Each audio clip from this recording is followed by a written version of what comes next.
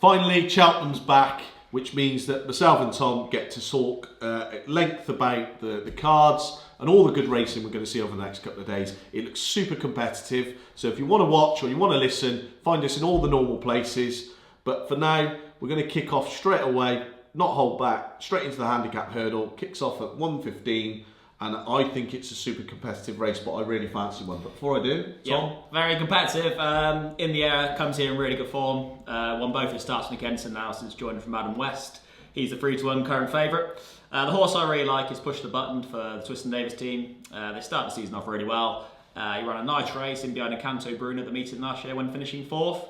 And he had a couple of wins either side of that. So, yep, he comes into this quite unexposed still, and I think he's the one to be with in this race. Although there is a few alternatives that do worry me slightly, but I'm sure you can find one of them. Yeah, I'm really sweet on Lettuce and Lily in the first race. Comes here, unfortunately, having unseated at the first hurdle Chepstow on the big meeting that they've just had, the 2-day meeting, the opening meeting of their season. She was well fancied. We were actually sat on the table the day before with Peter Bowen and his family, where they went and won the Persian War. There's some nice form that this horse has tied in with that horse that won the Persian War. They really like her. She gets in here off 10 stone 3, I think it is, or 10 stone 4, literally carrying next to no weight. Sean Bowen rides, and as long as the fact that she continued all the way around the track at Chepstow, hasn't taken any exertions out of the horse, I think that she will go really well. She didn't fall, she unseated at the end of the day, so it shouldn't really be a confidence thing with a horse. And I think on good ground, she's the one with the probably the summer form bringing into that this time of the year, where often the good ground allows them to still win the race, doesn't it? Yeah, that's true, and I think Eddie Harmon asking is worth a short mention because it's always been a horse I thought has been capable of a lot better. Has been quite disappointing actually. First run of the season after a break, so hopefully they could have freshened him up and get him back on track because he's a horse with a lot of potential and he's definitely worth a mention. And if not for anything other than he is still the only horse to beat Constitution Hill, is that right? Very true. Right, okay. Into the second race, which is the 150. Gavin Cromwell last season had a superb meeting. I think he had 4 winners over the 2 days at least, but I think it was 4. Path Daru ran really well at the spring festivals, Cheltenham and Aintree. Yeah. Comes here as a pretty short price favourite. Is it the right favourite? Well, Path Daru's form is absolutely stand out here. 3rd in the Grand Annual, 3rd in the Red Run Chase, as you mentioned, at Cheltenham and Aintree festivals, and ended up the season finishing 5th and punched down a competitive race as well. Slight concern for me would be he hasn't got that win on the board, but I think in a race of this nature, the experience he can bring to the table here will be crucial, and I think it'll be a deserved win for Path Daru tomorrow. I think he's the best horse in the race and he's definitely capable of beating these. Yeah, I agree. I just think that they won this race last year. I think it was with a horse called My Mate Mozzie, who was a really good horse. And the Cromwells have clearly targeted this meeting. I think Path Daru will be something like an odds-on shot tomorrow as well. I don't believe that even money will be around. There'll definitely be some money for it.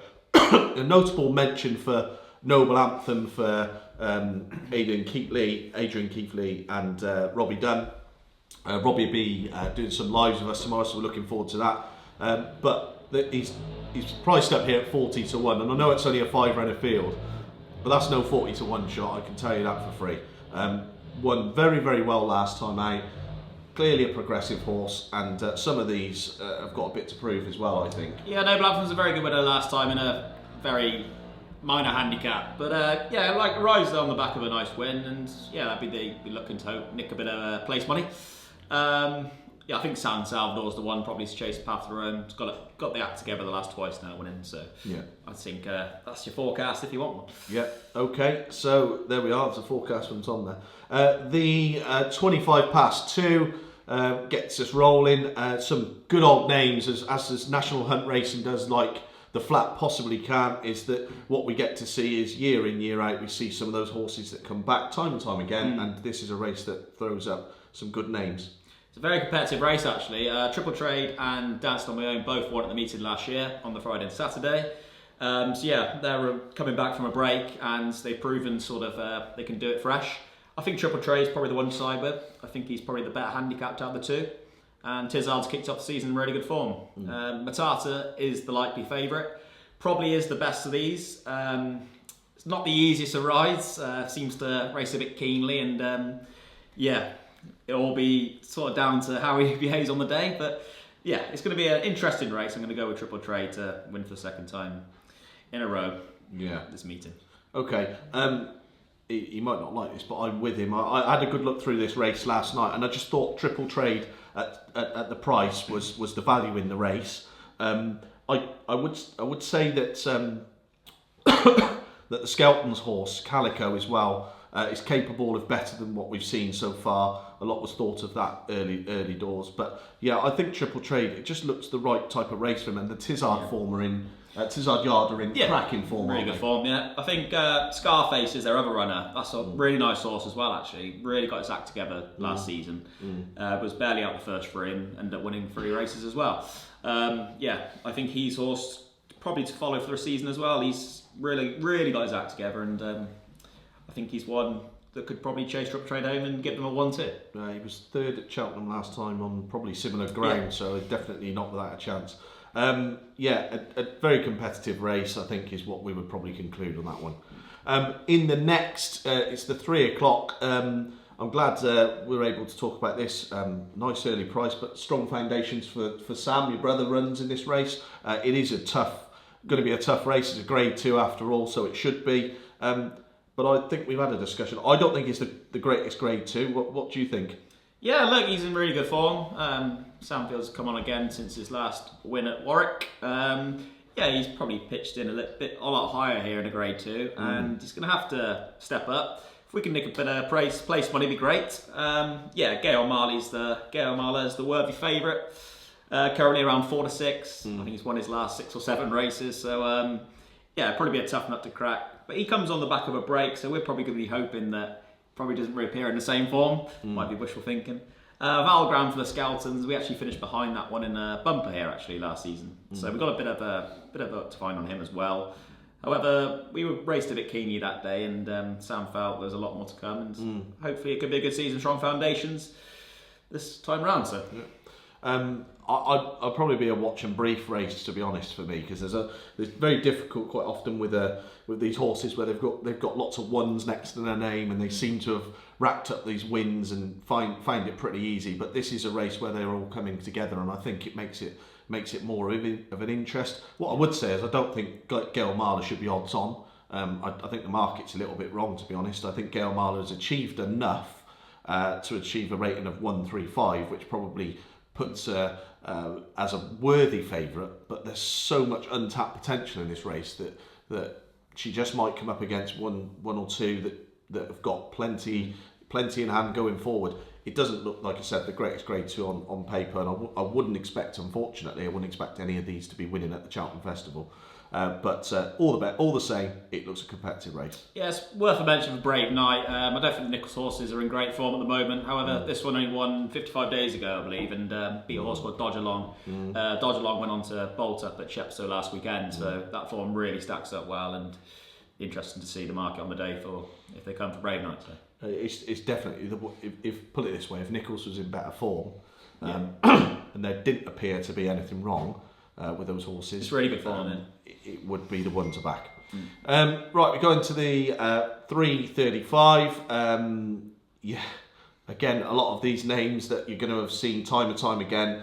I think I've got one in here who ran well above what I was expecting last time out, and has won maybe this race or at this meeting before. I'm going to put up Strictly a Dancer for Christian Williams. Very, very eye-catching run last time. Travelled supremely well.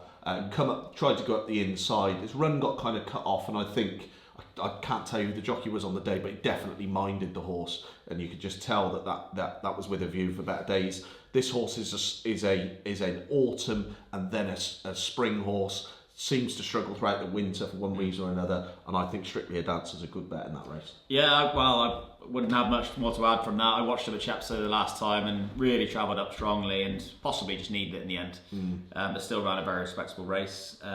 Yeah, like you said, one of the beats him before. Worth a mention for Molecourt as well, because I think he won the race last year. Yeah. Ben Paulin's also in good form. And yeah, is he slipping down the handicap a little bit now? So yeah, I think on reappearance of a 100-day break could be the making of him for this race, I think. So yeah. I'm going to go with Molecourt and Strictly a Dancer. And a notable mention for Landon Corning for Mark Blackford, who is obviously, let's call him a friend of the show now. He's done a podcast with us and recently, and his runs tomorrow. Probably going to need the run for bigger and better days, but hopefully it goes well for you, Mark. So best of luck with that. 10 past 4. This is a really, really competitive looking novices hurdle. And I think that the Twiston Davis horse is the right favourite. It's very highly regarded. Won both starts under rules now, won at Worcester recently. The slight concern for me is I think it wants off the ground. So for that reason, I'd go with Minella 6-0. Okay. Watched that one win recently and absolutely bolstered up, to be fair. Really sprinted away. Step up to 2.5 miles with no problem, being a point winner. And yeah, I think he might just have too many gears for Potter's charm on that ground. So I'm going to go with Minella 6-0. Okay. Not to make this a boring podcast, but I also agree. Having looked through it last night, I thought that the time as well that Minella 6-0 achieved, it was on the same sort of ground that it's going to be facing as well, albeit at Fairyhouse, a very different track to Cheltenham, and it's more of does encourage the sprinters at that home straight, if you like. Potter's Charm is one for the future though, for sure, and I think it won't be far away, and that's something I'm fairly confident to say. Kingston James is the one I actually fancy to chase him home. Showed a lot of promise under rules, winning a couple of races and slipped by a 4th. Looked really good on hurdle debut, and I think the Lucinda Russells are in good form, aren't they? And so they certainly I think that's probably the one to chase him home. So. Yeah. Okay, and then we've got the conditional jockey's handicap hurdle to pull the card all together. Yeah, good luck with this one. Yeah, if you've got the winner of this, let us know. No, seriously, again, some of these old names that you see time and time again, which is great to see. I love that about National Hunt Racing, and I would have again been thinking of the Nichols horse in this race, but I'm just concerned. The one I fancy and get the left I'm just concerned about the form of the yard, so I'll be taking that on for that reason. Yeah. If he has one or two winners during the middle of the day, I probably will be back in Inca de la Fouet. But if not, I thought that although he's got top weight, I thought Orcam Risk is a really interesting horse in the race. Really classy horse, yeah. He's probably lumping a lot of weight round. However, class can tell sometimes, can't it? And there's nothing wrong with Orcam Risk. He's done it for a number of years now, and it's a widely competitive race.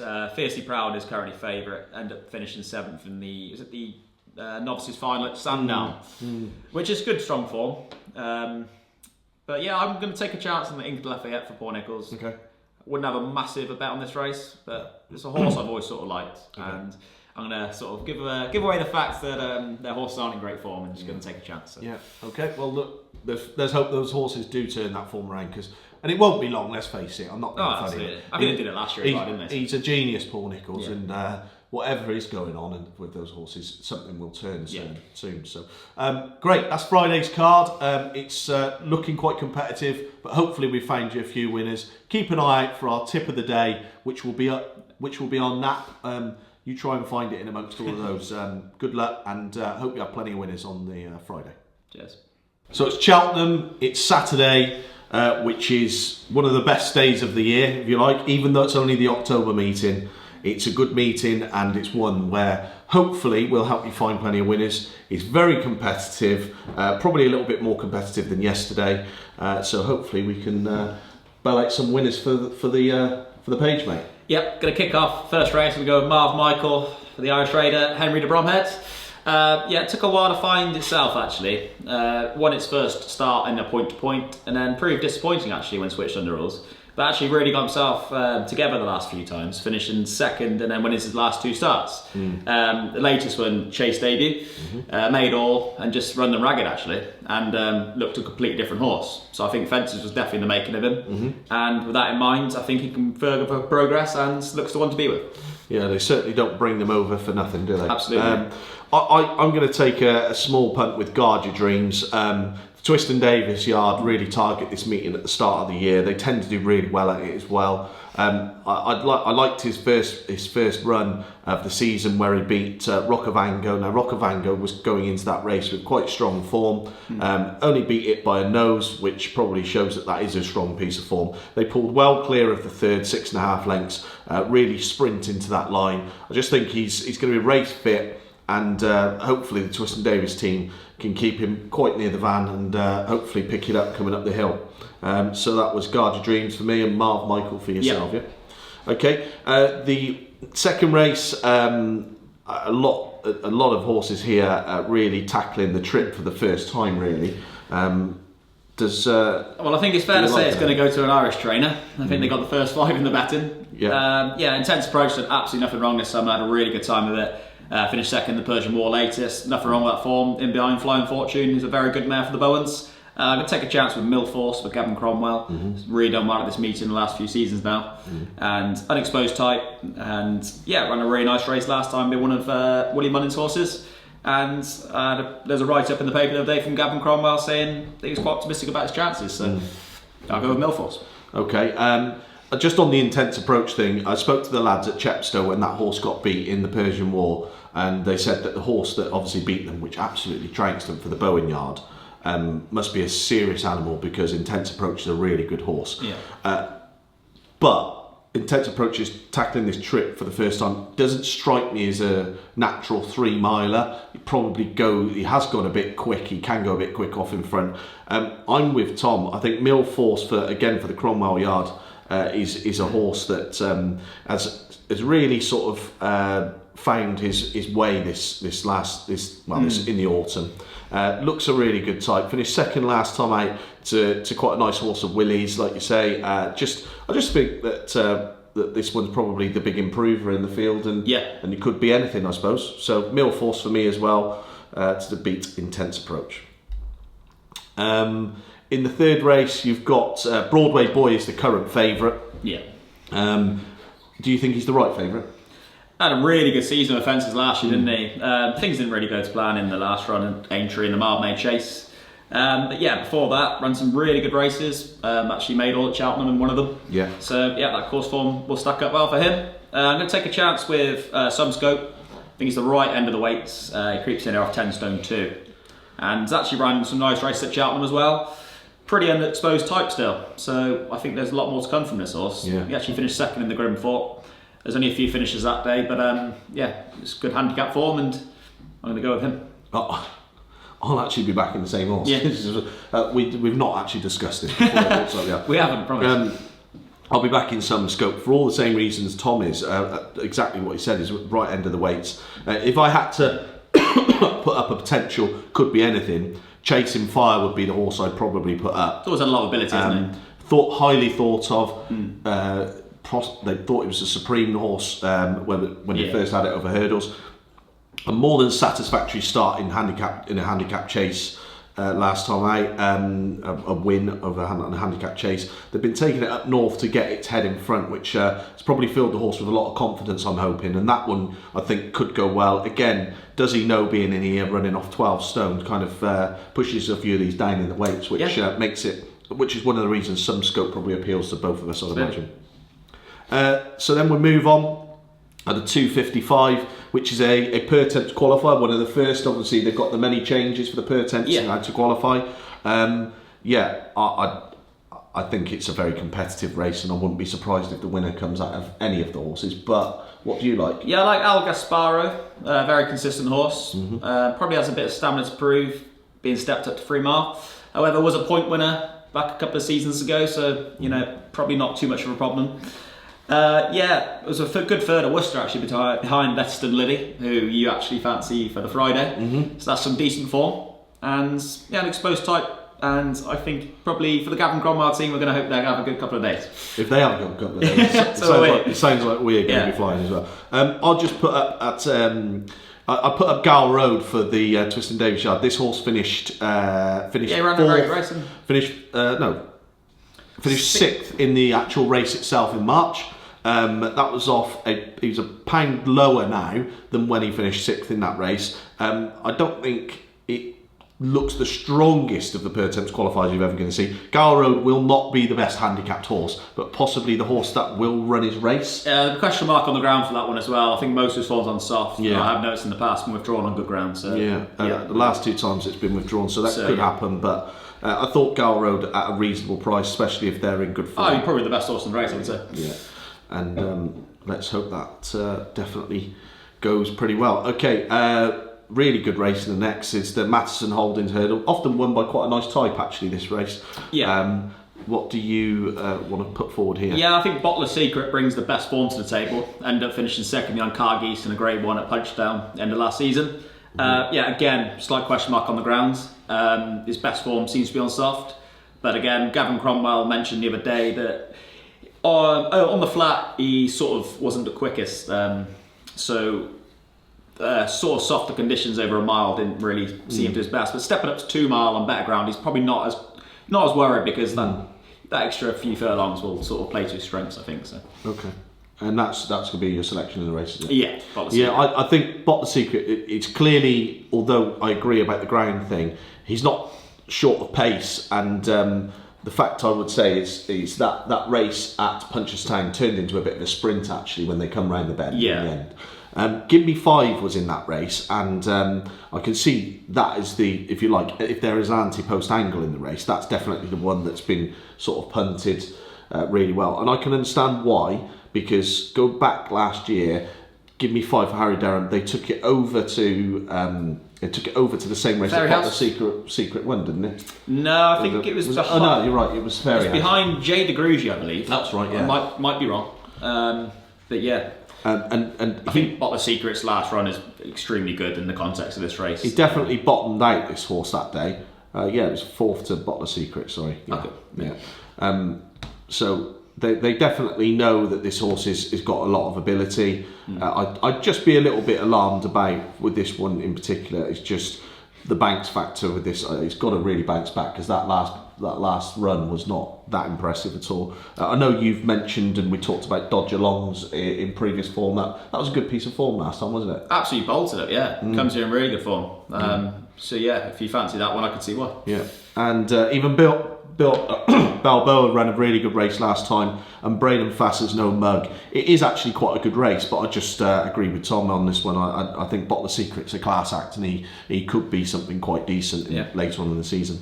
The 5 past 4 is very, very trappy looking. A lot of horses having their first sort of run over on a novice chase. Yeah. None of them ripped up trees over hurdles, I wouldn't say. Although probably Highland was the best of them, wasn't he? I fancy Theatre Man here actually. It was a good second behind Ginny's Destiny at one of the meetings last season. That's really strong form. Ginny's Destiny obviously went on to finish second behind the good grey of Skelton's at the festival. Yeah. I think Battle to Greatness is probably that said as well. He's shown really good form in competitive handicaps. So I'd probably have it between them two, but I'm going to side with Theatre Man. Yeah. I hate to sound boring here, but I agree. Again, that piece of form stands out from Ginny's Destiny, but with Ginny's Destiny last year, who obviously franked that. We've actually been out to Tom Laces this morning, and he really likes Blow Your Wad, who unfortunately has got a bit of a niggle, but that horse as well. It didn't go on to run very well at Aintree, which you can forgive. It's the end of a long season, isn't it? You can always forget that. Richard Bandy's horse is actually running quite well as well. Then he hasn't had lots of winners. He's a good trainer, but he's definitely a good trainer. I see David Bass has obviously got the ride as well, so it'd be nice and positive, no doubt. And I just think on a chase debut, Bass is probably one of the better jockeys you can book. He has certainly helped the horse make its mind up. Yeah. And just unfortunately, we seem to agree on a lot. So if these go in, we're all going to be laughing. Okay, the concluding bumper sees your brother Sam's got 2 runners in it, which probably somewhere near a first. I can't imagine he's had two runners in a bumper before, or maybe once before? I'm not going to remember, no. Yeah, look, Cheltenham Grade 2 one. It's a very wide open race, isn't it, actually? I haven't got a strong opinion on the race. Yeah. I'll obviously be a bit biased and hoping one of Sam's can get the job done. Well, let's talk about the two horses that are going there, because obviously you see them out day in, day out. Yeah. They're both quite smart, aren't they? They're two very different horses. Aeroplane Blonde's always been a really nice workhorse. He ran a lovely race on his debut, and probably it's the first time out, and finished third behind two nice horses. Look, they go there in really good form. The yard's in good form. It's a very competitive race at Cheltenham, so you can't be too sort of optimistic. But at the same time, Sam's done a great job with them, and we hope for the best. The Datsun tree for the Cromwell Yard again is definitely one that's going to be worth noting. I wouldn't be surprised if that goes off quite a short favourite, to be fair. I definitely think Cloudy View isn't worth ignoring. Lion City beat that horse by a neck last time. That was giving him a ton of weight, and Paddy Hanlon was claiming 7 off him. But Lion City was no mug, and they pulled a little bit clear, 2.5 lengths clear of the third. Cloudy View is one that I just thought, with a bit more experience, you're probably going to see somewhere near the. It's a really wide open race, and I don't think there's anything that really sets a highly strong standard. So you could get an outsider win this, and let's hope it's one of us. Yeah. Well, look, it looks as if it's going to be a super competitive card this Saturday. I don't know exactly what we're going to be putting forward yet as our tip of the day for the Saturday. Got to wait for that. Got to catch it. We will be releasing our tip of the day. You can either buy that as a one-off purchase if you wish for the Saturday, or you can become one of our members, whereby you get a tip every single day for a fraction of the cost, really, as little as £1 a day. So really good value, we think, and fingers crossed we'll be able to get plenty of winners for you on the Saturday. We'll be there having a good day, won't we? Look forward to it. Yeah. So hope you have plenty of winners too. All the best. Thanks.